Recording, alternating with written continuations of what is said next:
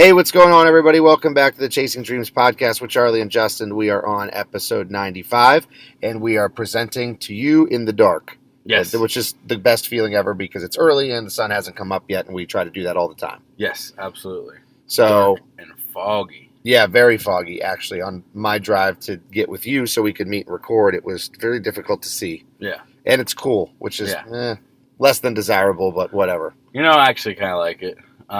Being a deer hunter in the fall, makes me feel excited. So, yeah. Well, the NFL officially kicked off this week on Thursday, so we are, in football mode, I guess, football weather. That's what I always think about when it starts to get cool. Yeah. Again, I would prefer the heat, but it's not even that bad now. I mean, it's probably in the mornings 50s, maybe, I'm guessing. It's 51 out right now. Okay, so getting on the cooler side. I'll tell you what, that's one thing I never do is I never check the weather. No? No, never. No? I don't know why. I'm never one person to try to look and see what it says it's going to be like.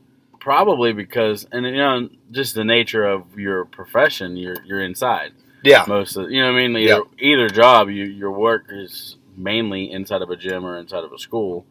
So with me, it's literally, I bet you, I don't know, at least 2/3 of the year, every day is like how I pack to go to work, or how I pack to accomplish my day is predicated on what the weather is. Because in the summer, if it's extremely hot and high humidity, I have to double or triple the water I take.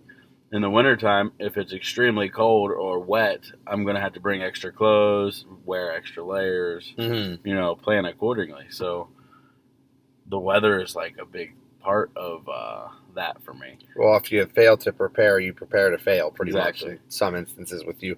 I think for me, it doesn't change like what the protocol is for me as far as like attire goes. Not only because the indoors, but even if it was outdoors, I would still wear the same stuff anyway. So it's not really like it has much of an impact on what I'm going to do one way or the other. You wouldn't layer differently, you think, if you worked outside, though? If I worked outside, yeah, but I just meant like right now. Oh, right, yeah. I'm still going to wear a hoodie and sweatpants if it's warm out. So yeah, exactly, yeah. It doesn't really matter to me what the weather's like. I don't really check it ever. Yeah, you don't need to. Yeah. That kind of brings me to a thought, and it's not like a long thought, but the other day my phone charger broke, and I went to bed, and I was actually late to work because my wife woke me up, and she was like, "Why are you still here?" And I was like, "What do you mean?" She says, "Well, it's 5 o'clock." And I'm like, "What do you mean it's 5 o'clock?" I actually slept in. I slept all the way in. Mm-hmm. My phone didn't charge, so it died. It is so weird how dependent on like technology we have become. Yeah. Like I was freaking out. I didn't even know how to call and let them know. Like we don't have a landline at our house. So like how do I even call and let them know I'm going to be late? You know what I mean? Like, and then I couldn't get it to turn on because iPhones have to charge a little bit before they turn on. It was a whole thing. But I don't like that. Well, I encountered that actually this week when we at school we do a lot of like pre-testing initially, which it's not the most fun thing in the world the first week or two of school, but we have to do a lot of tests just to get a good gauge of where the kids are at, and a lot of it's technology based. Almost all of it entirely is technology based. Yes. So they take tests on their iPads, and we had some. I think they were. I'm not technologically inclined, but I think that they were Wi-Fi issues where the things weren't loading properly, and the kids were having trouble getting onto the program, and it was just like loading difficulties in a sense.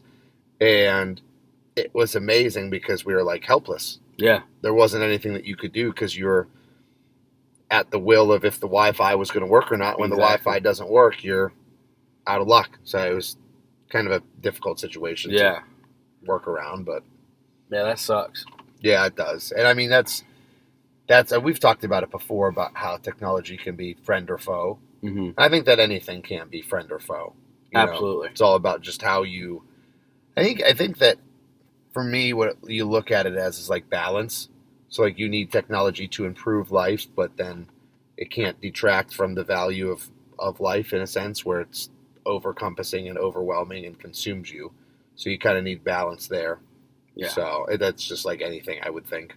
So I guess on the technology talk, you were a teacher before like this big technology boom. Mm-hmm. where every student had an iPad. Yep. And everything was on, on an iPad or a computer of some sort. Yeah, because we did that. It was short, but we did it when we built our new school, and I had 1.5 years in the old school because I came halfway through the school year for a teacher that retired early.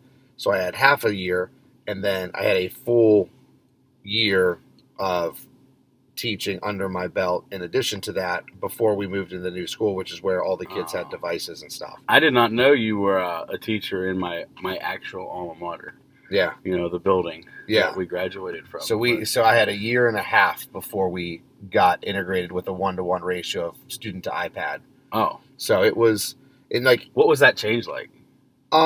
It wasn't too bad. I guess from a teacher standpoint. It wasn't too bad for me because I was pretty well versed just from having recently graduated, but it was difficult for a lot of people because when you do something the same way for 25 years and then all of a sudden not only is it suggested to you to do it differently, but you're forced to do it differently because of curriculum. So for example, when you're a teacher, curriculum encompasses everything that you do. It's your lifeline. It's how you teach, what you teach, and your resources for teaching purposes. So if you have a math curriculum, it's your math book, your math workbook, the worksheets that come along with it, how you structure the instruction of all the things that you need to cover for the year and stuff. Well, those disappeared. So our curriculum was all online based, and essentially teachers had to come up with their own curriculum, which was pretty unheard of for me or for anybody for that matter. I just had the benefit of being, again, I know I just said that I wasn't technologically inclined, but more so than other people, right? Just because I was fresh. So people who have never worked with an iPad or any type of device in their life were floundering for a little bit because it was difficult transition for them. Yeah, for sure. I could imagine. I grew up at the end of the beginning. I should say, I became an adult at the beginning of the technological, really technical era. But I've never really grasped how deep it goes. I've seen 7 and 8-year-olds show me things on iPads and computers that I was like, you know how your uncle when you were younger would do something and it would blow your mind, or and they were literally would be blowing my mind, and I'm like, how do they do that? I have to go through this channel to get there, and they were like, shortcut this, shortcut that, and I'm like, I don't understand it, I don't get it. How do kids understand these things more than we do? Yeah, I don't really know. Well, I do know. Yeah. It's just that's what they grew up with. Yeah, it's experience based, like anything. Not that I want to completely change gears off the technology piece, but I wanted to make sure that we talked about it before the commercial break comes up, because every episode we do, I feel like goes really, really quickly. Yes. How has training been this week? Good. I'm assuming good, because last time that I talked to you, you said that you kind of had a really good kickstart last Saturday with our recording and our training afterwards, and so that was kind of a spark for the rest of the week that hopefully stayed lit the entire time. Yes, I've been sore the entire week. Yeah. So, it was a good week. We started with shoulders Saturday. I obviously take Sundays off. So Monday did chest, which was a really good chest day.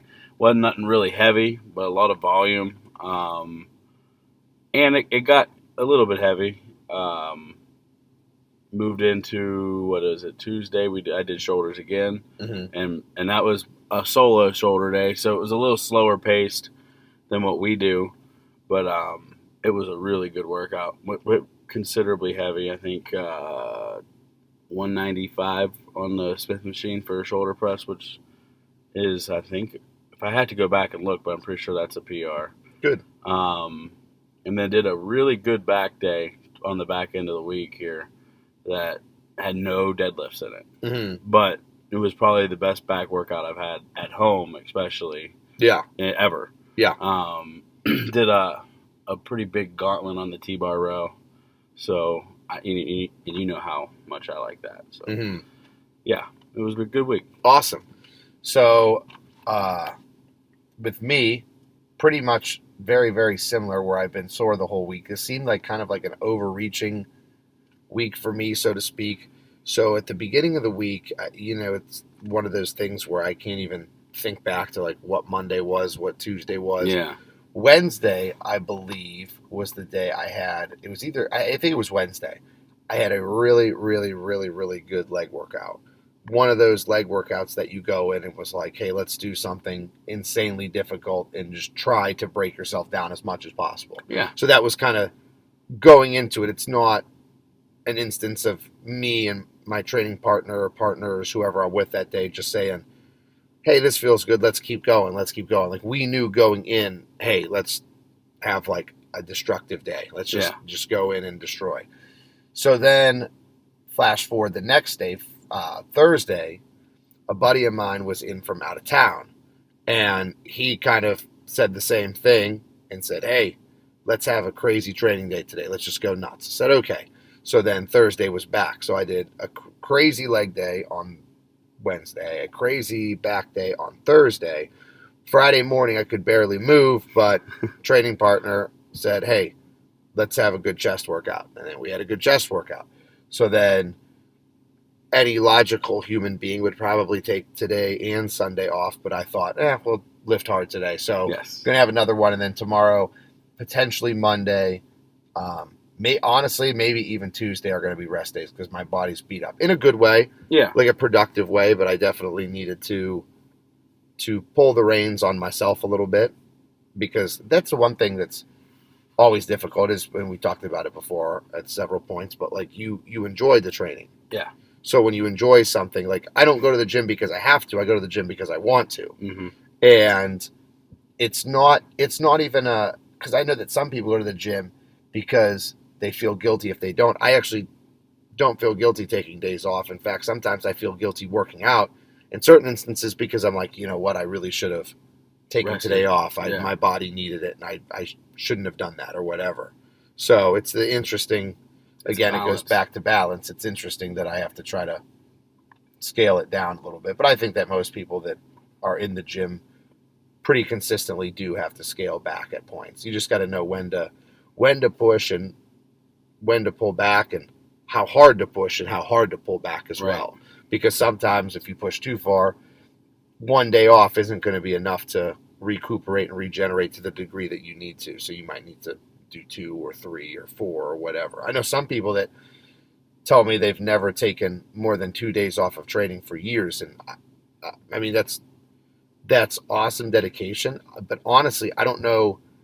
There's individuality that goes into it. But for me, I don't know if I could do that or even should do that. I don't think that it would be beneficial for me. I would question as hard as we, and I say we just because we don't train together all the time anymore, but as hard as we tend to do things, that wouldn't be good for progress.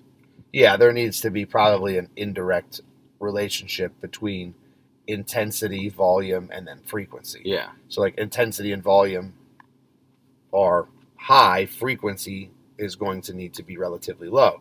Or you could train more frequently, but the amount you do and how hard you do it probably has to be scaled back a little bit. Right. But speaking of training, you have a newspaper article that was printed what day now? It would have been this Monday. Okay. So Monday. On Monday it was printed. That was pretty cool. Yeah, it was different. That whole process was odd to me. My fire chief called me on a Saturday night and said, hey, it was a Friday night. He says, hey, what are you doing? And we had a conversation, and he asked if I could come to the station Saturday, and I said, yeah. He said, wear something nice. And I'm like, oh, okay.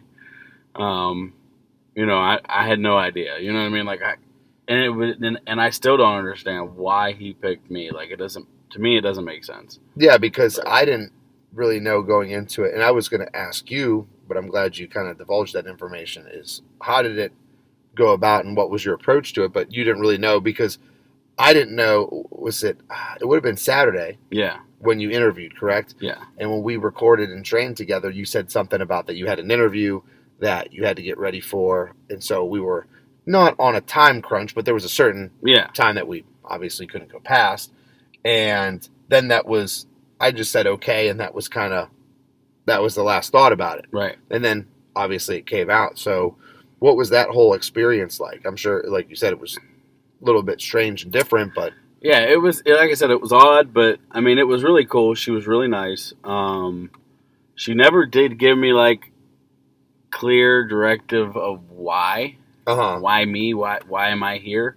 But she just asked some basic questions, and we had a long conversation, and that's what she came up with. Um, Honestly, I think it was a pretty good article. It was really humbling to me because, like, I, I honestly don't, because I don't know. Everybody knows how I Mm-hmm. am. I don't feel like I'm anything special.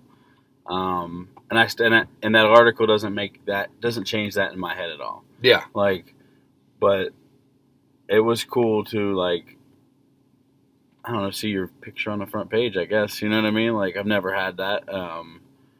I don't know. It was different. Well, I think it's recognition in general is like flattering for people. Yeah. Like small comments. We've talked about it before with like the podcast when people you don't know come up to you and say, "Hey, I listened to it," or even people you do know. Yeah.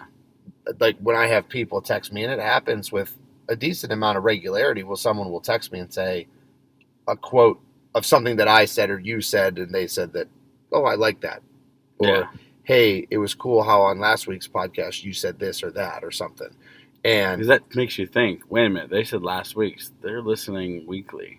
yeah, and there are some people that do that, Yeah. which is pretty humbling, Yeah. for lack of a better word. That's really the only thing that I can say about that. That it's pretty cool that people still continue to listen, and I think that anytime you get recognized for efforts, because I think that some people probably, when you do something consistently, you tend to go on autopilot, which is a bad thing. Like you always want to be conscientious and present with the things that you're doing. So take the gym setting, for example. When you go to the gym, you can go through the motions or you can train hard. And sometimes training hard is mental. It's not physical. It's not physically pushing yourself, but mentally being cognizant of the fact of why you're here. Yeah. It's like when you're going through a rep, what does the rep execution look like? Are you squeezing as hard as you can? Are you thinking about contracting the muscle? Are you trying to put load and tension there? Like, what are you doing? Are you going through the motions, or are you being accountable in the way that you do things? Yeah. Because I find myself telling people that all the time. It's not what you do, it's how you do it that really matters. Yeah. So when you get caught up in that monotony and being robotic, I think one of the ways to bust out of that is for someone to recognize effort. So, hey, I see you coming to the gym every day. You train really hard. That's awesome. Yeah. Because I think that reinvigorates you. And then it also adds, I think, another layer of accountability and pressure in a sense. Like, hey, this guy tells me at the gym that I train hard. So now I feel obligated to live up to the expectation of training hard because that's what he's telling me that he sees, and I'm sure that other people see it, or at least I hope that other people see it. So now I've there's a standard that's been set, so I have to make sure that I uphold that standard. Right. And then you could say the same thing with like the newspaper article where it talks about your weight loss and your journey and your focus on fitness. Well, now there's the responsibility that comes along with it because instead of just the people you know and the listeners, now it's the people you know, the listeners, and basically anybody that reads the newspaper. Yeah, the lady that gave me my coffee the next morning. Oh, really? At Tim Hortons. I went through and got my coffee, and she was like, "Are you Justin?" And I was like, "Yeah." Like, she's been giving me the same coffee order for years. Uh-huh. You know, and same time almost every single day. And I was like, "Yeah." And she's like, "You were in the newspaper yesterday." Yeah. And I was like, "Check." You know, it was strange. But yeah, I was like, "Yeah, absolutely. Thanks." Well, then again, with that, I feel like comes pressure. Yes. So now when you go through Tim Hortons, you got to make sure you're ordering the right things because people will call you out on it. Yeah. Like, I get that all the time. I want them to, though. Yeah, for sure. I think that, like, when I think back to times that I've done competition preps, people see the way that I eat and they know how I structure things. So, again, with that comes pressure. But then it's actually difficult to turn off. Where when I'll be in the off season and I eat anything that's not quote clean food, somebody will say, "Are you even allowed to eat that?" Like it's 24/7. You know, you can't turn that off. Or the expectations of you doing things the right way all the time is. I mean, and I get that in teaching too, as far as like personal conduct goes. Like you have to conduct yourself a certain way all the time because there's like the professional obligation to do so. Exactly. So I think that I like that though. I like that there's pressure on you to perform or do well or speak well or conduct yourself appropriately or whatever. I Yeah. think that it's going to be beneficial to you now that you have that extra layer added of everybody reading it around town, you know? Yeah, actually, absolutely. And it was, there was a few people that mentioned it, and I thought it was cool. The coolest thing about it was what the end of the article did for this event that we planned. And I guess after the commercial break here, we could talk about, the event and the importance of the 9/11 stair climb that my fire department's holding. Yeah, Um, I think that's a really good point to take a break and then talk about that because I wanted to make sure that we got yeah, into that. So let's go to a commercial break and we'll talk more about this special event that we have coming up when we come back. As listeners of the Chasing Dreams podcast, we know that you demand the highest quality at all times. If you're interested in quality, look no further than Beast Mode Baking. Beast Mode Baking aims to bring the highest quality, creative, and of course delicious baked goods to your home with nationwide shipping. All orders need to be pre-ordered to ensure they're packed fresh and shipped out to you as soon as possible. Beast Mode Baking offers a flat rate of $15 for shipping due to the size and weight of the cookies and doughs. So if you're interested in Beast Mode Baking, please contact CEO Shannon Knorr. That's at SKNORR13 on Instagram and order your delicious baked goods today because every time you support them, you're supporting the podcast as well. And we're back from our commercial break. Prior to the break, Justin, you brought up that we have an event coming up. Yes. You have an event coming up. I don't want to take credit for that. Well, I mean, you pointed me in the direction of the guy to talk to. So you want to explain that based on the date and the significance and everything that's going on? I believe we talked about it last year. I had just joined the fire department this time last year. I was probably in, I don't know, just over 6 months.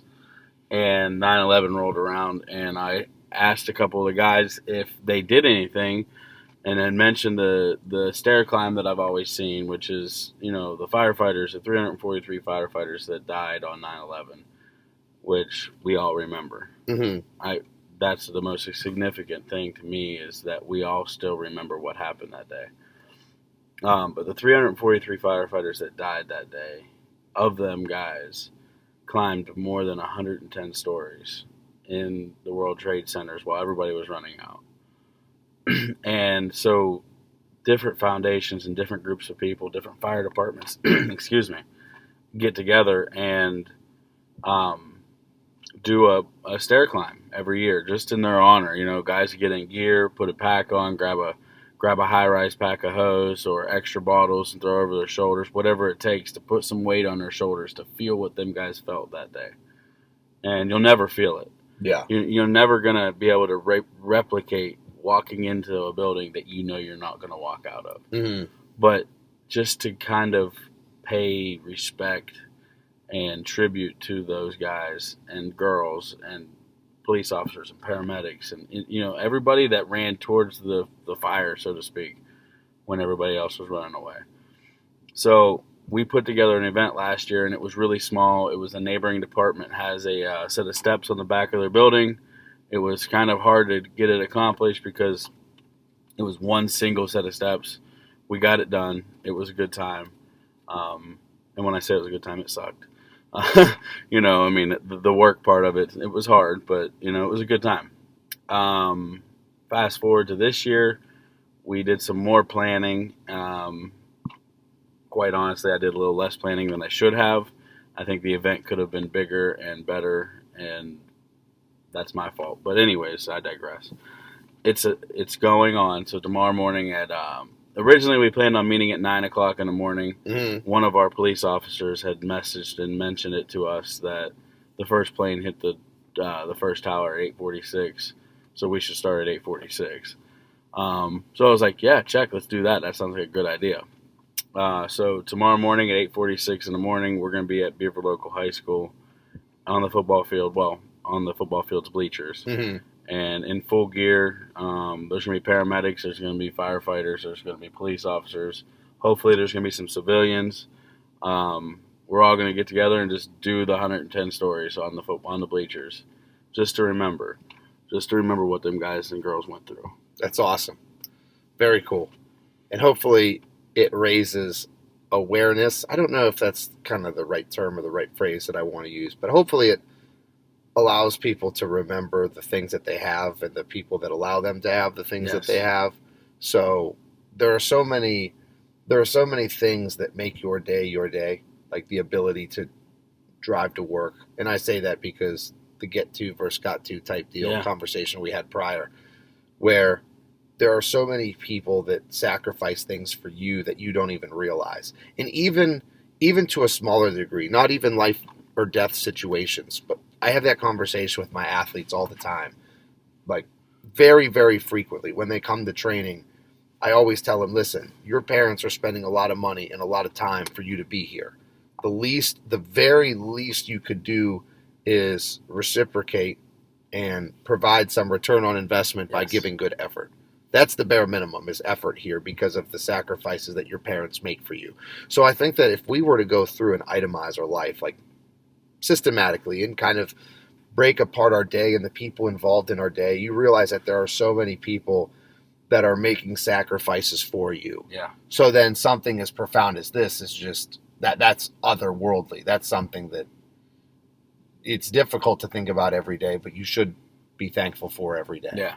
So that's really, really cool that you got that organized. And I know that one of the cool things or the admirable things is ever since you've been involved with the fire department, like you've been involved Yes. with the fire department. It's not like something that you take casually. I mean, we've had podcasts before that we've been about to start and have been interrupted by calls, Yep. fire calls, and have to audible there. We've had workouts Yeah. where it's been the same thing. I'm sure you've had meals and Meals, naps and workouts, sleep and yeah. everything that's been interrupted by that Holidays. at this point. And I think that I get a respect for people that do that kind of stuff. And it's not, and I don't mean, well, I do mean it in the terms of firefighting, obviously, but I don't mean that phrase just directed towards firefighters specifically or first responders or anything. Like, I really get excited and get respect for people that do anything with passion to a high degree. Yes, I agree. Like anybody who's dedicated to a craft that they enjoy doing and they display a high degree of work ethic towards it, I think that's admirable. I think that's really admirable. And you can get such a different outlook or perspective of other people when you think about it that way. Like when you see someone who's really in tune with their job and it's like they're very, very focused, they have a lot of passion, they have a lot of enthusiasm for their work. I think that that's really, really cool because I think it's motivating above all else. Like, hey, look how hard that girl works at this, or hey, look how hard that guy works at this. And then you try to replicate that in your job and in your life. And I always know that the best days that I have in my job are the ones that I'm giving the most, or when I'm the most enthusiastic about it. Yes, I agree. Now, I think there's some correlation versus causation and even the cyclical nature there where I give the most amount of effort and enthusiasm to jobs when I'm having a good day, but then you could also say, well, maybe giving enthusiasm is a way for you to have a good day. So It's kind of what came first, the chicken or the egg. But regardless, the point stands. I think it's pretty cool that you grabbed the bull by the horn, so to speak, whenever you got into the fire department. That was the deal. Whenever my wife and I talked about it, and I made a decision to go and sign up and put my name on the dotted line and submit an application. I said if they accept me and they allow me to be a member, it's not going to be a hobby. I'm not going to be a weekend warrior. I'm not going to be the guy who, at the time, I didn't understand the terminology, but I wasn't going to be picky choosy. Every call, every time, if I'm available, I'm your guy. Mm-hmm. And that's not me too. Hand to God, I'm not tooting my own horn. I just feel like if you're going to do it, you have to do it. Yeah. You know what I mean? Like, and that's just all there is to it. Like, you got to show up and show out because otherwise, why are you here? Well, I think there's different parallels there that you can kind of transcend past that and go into other avenues. Like take the gym, for example. That's probably the easiest and most common one, where I tell people that the gym is very, very, very time consuming. Even if you're only there for a half-hour workout, there's still the drive to the drive from, because most people aren't at the gym for work like I am. Yeah. So you have to go to the gym, you have to train, you have to go home from the gym, and most people have to change before, shower after. So it's like a process. Not that it's that time consuming, but it's time consuming enough where if it's not adding or providing value to your life, then why would you do it? Right. So like I tell that to people all the time. Like, why would you come in? And I don't say this to people that I suspect that do this, but why would you come in to the gym and not give effort and not try to make substantial changes, whether they're in appearance, strength, health, whatever? Why would you try to not reap the most benefit from this? Like, if you're just coming here and going through the motions, why bother coming here? Right. It's far too tiring, far too difficult, and far too time consuming to warrant you spending time on it if it's not providing immense amount of value back to you. Yeah. What are you getting out of it other than recognition from other people? Yeah, which really, are It's you not. even getting that? Because Yeah. most people aren't judging you anyway, one way or Exactly. the other. In most instances, the real ones probably recognize that you're not giving effort. So it may be Exactly. bad recognition, if anything. Yeah. But that's kind of like instilled from childhood. Like my dad always used to say that. He always used to say, if it's worth doing, it's worth doing right. And that was, I think we've all had that person that said that, because my mom used to say that to me all the time. You know, a variation. She'd say, if it's worth doing, it's worth giving 150%. yeah. You know, get after it. Don't stop. And I feel like that is something that I try, and I know that you do the same, to kind of carry over. Like that lineage of, I was taught this, I'm going to teach you this, is doing things with effort. Because I remember like specific instances in my life where I've like had a definitive paradigm shift mentally, where I'm going to change my work habits towards this specific thing. And I'm going to make sure that I give 100% effort to this specific thing. And every time I've done that, I've never been disappointed. Like, I don't think that, and maybe they're out there, but you're not going to wind up on, like, in a situation where you say, man, I think I worked too hard at that. Right. Like something, especially when it's something you like. Yeah. Like if you love being in the gym and working out or training, you're not going to say, man, I really worked too hard in the gym and made too much progress. Right. I don't think anybody ever says that. But obviously you hear the counter discussion to that all the time of, I wish I would have spent more time. I wish I would have given more effort. I wish I would have known the things back then that I know now, blah, blah, blah, blah, blah. Right. So you kind of owe it to yourself, in a sense, to give effort to things that you do. And the way that I kind of made a discussion point with other people is, it's all about like value. And as I've gotten older, that's one thing that I become more self-aware of, is like, does this bring value to my life? So if something is not bringing value to your life's too short. Yeah. Don't waste time on things that aren't bringing value, because I feel like there's really no indifference. It's like progression. Like there's no homeostasis or equilibrium or flatlining. You're either getting better or you're getting worse. There's no in between. Because if you feel like you're not getting better or not getting worse, and you feel like you're flatlining, you're getting older every second. So you're still going down. So even at the absolute best, there's no equilibrium. Right. You're getting older. Yeah. So like, don't you feel like you could use that for everything, as to, in terms of value, is like, yeah, like you have to you stop wasting time on things that don't bring you value. And like, that's kind of a discussion that I've been having with people lately about like my life. Like I've told my kids straight up, don't waste my time. And sometimes especially with my older kids, I'll be even more colorful with how I present that. Yeah. Like, if you're going to show up and not give effort, then don't come, because it's wasting your time, which if you want to waste your time, that's on you.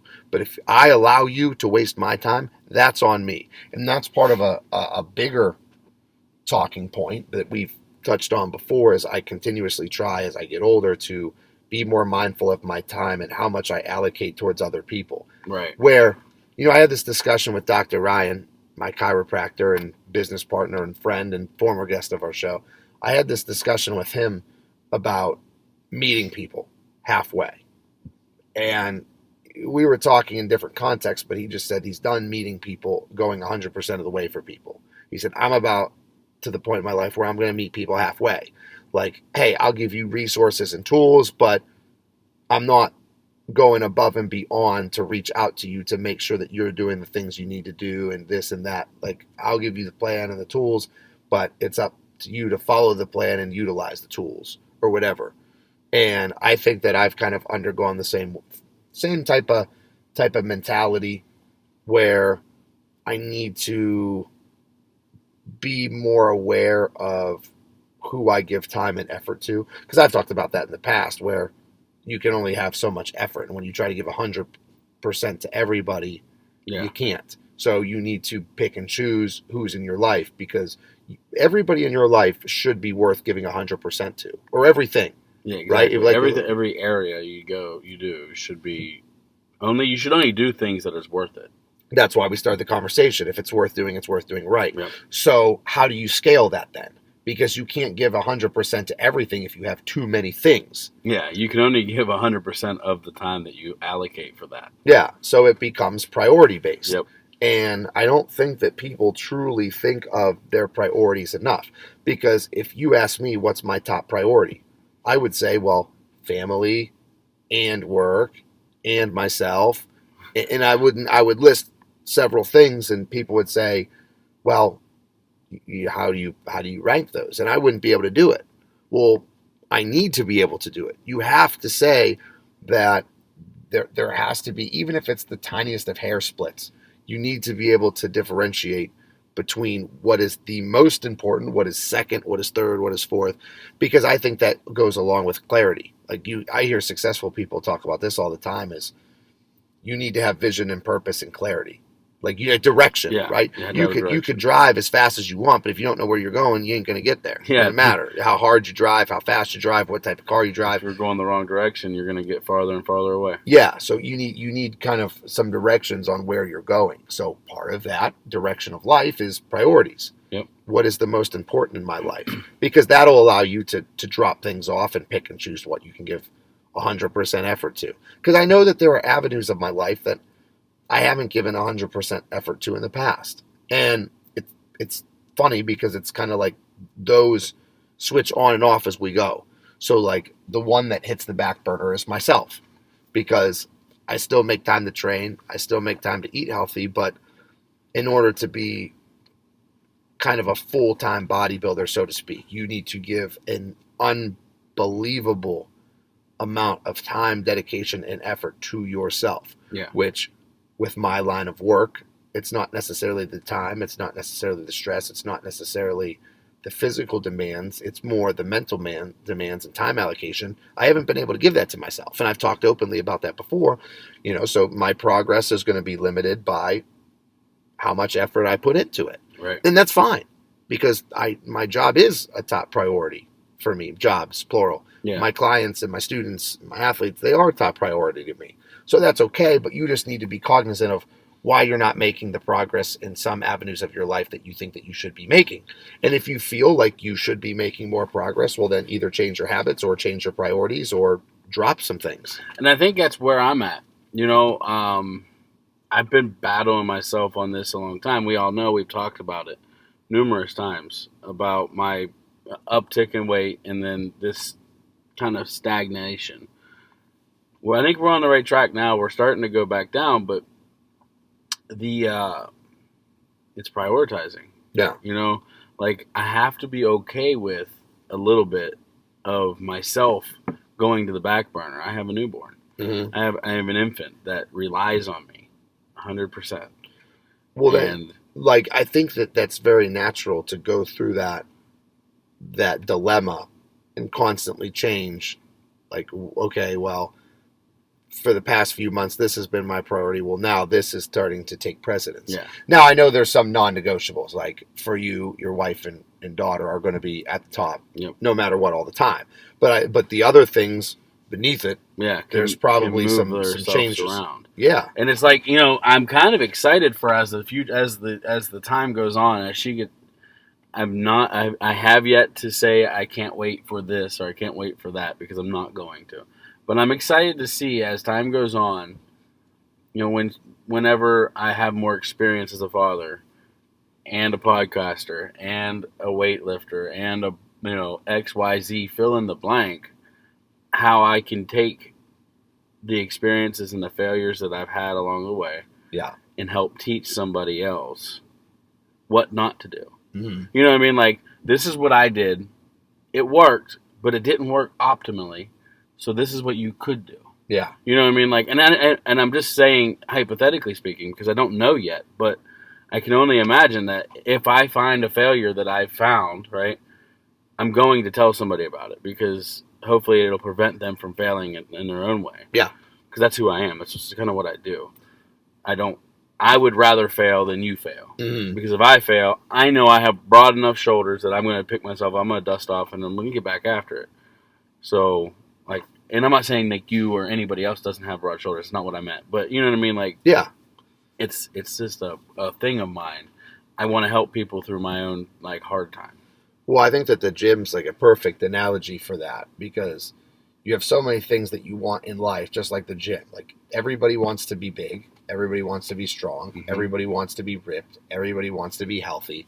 So there's so many different things that encompass what you're trying to accomplish through training. Right. And you still, because I do tons of different training now. Yeah. I run. I'm not by any means saying that I'm an endurance athlete, but I do run. I mean, and a lot more cardio. You're getting closer. Like to lift heavy and be strong. I like to look good. I like to be healthy. Like, I like all those things, and I'm trying to target all those things. But there's always going the top priority is always going to be the top priority, which is going to be first and foremost health. Mm-hmm. And then beneath health is going to be aesthetics and how I look, just because of bodybuilding. Like, I want to look the part as well. And then below that would probably be, I would even say now, like, circuited and performance endurance, Mm-hmm. because that is more directly correlated with health than strength is. Last on the list would be strength. Now, I still train to be strong, but that's not the top priority. Right. So my training is structured accordingly. And for me, those really have never wavered. I've kind of added some other things to that, like the endurance component was never something that I did. So I've added it in there, and lo and behold, look, it's leapfrog something. It jumped over strength. So I think that that's important as well, is to prioritize in the gym. And it's a perfect analogy for kind of everything we do, I think. Prioritize and execute. So maybe that's like a challenge, an actionable step that we can leave the listeners with this week, is try to kind of go through and itemize your days or your weeks or your months or your priorities, and kind of see, well, do your priorities first, and then go through objectively and look at your day-to-day stuff and say, does this align with what my philosophies and my priorities are? Because you can say that your family's your top priority, because that's great, and that's what everybody should or probably does say, but are your actions showing that your family's your top priority? Yeah. Because I don't think that a lot of us do that. Not necessarily family, just with anything. Exactly. I feel like there's probably going to be a large disconnect between where you say your priorities lie and where your actions say that your priorities lie. And I want to say to that, that's okay, as long as you're recognizing it and making a change. And actively trying to get better. Yeah. I agree with that. Yeah. Because, I mean, we're not all perfect. Absolutely. But you should all be trying to be perfect. Yeah, exactly. Every day. Yep. Every single day. One last thing, sorry. It's 9/11, so just try to be nice. And, remember, we live in the greatest country in the world. We do. Even though at times it may seem like it's in turmoil, and you may not agree with who's leading the country this year, last year, the year before, 10 years ago, 20 years ago, in the future, whatever. But I feel like we're all Americans, and even at our worst is significantly, mind-blowingly better than other countries at their best at times. Yes, so we need to be thankful and appreciative of that. I agree. So with that, we have come to the end of another episode of the Chasing Dreams podcast with Charlie and Justin. This has been episode 95. Make it a top priority for you to go and itemize your priorities this week, and we look forward to hearing back from you again soon. Unbreakable, unstoppable, I'm pushed to the edge.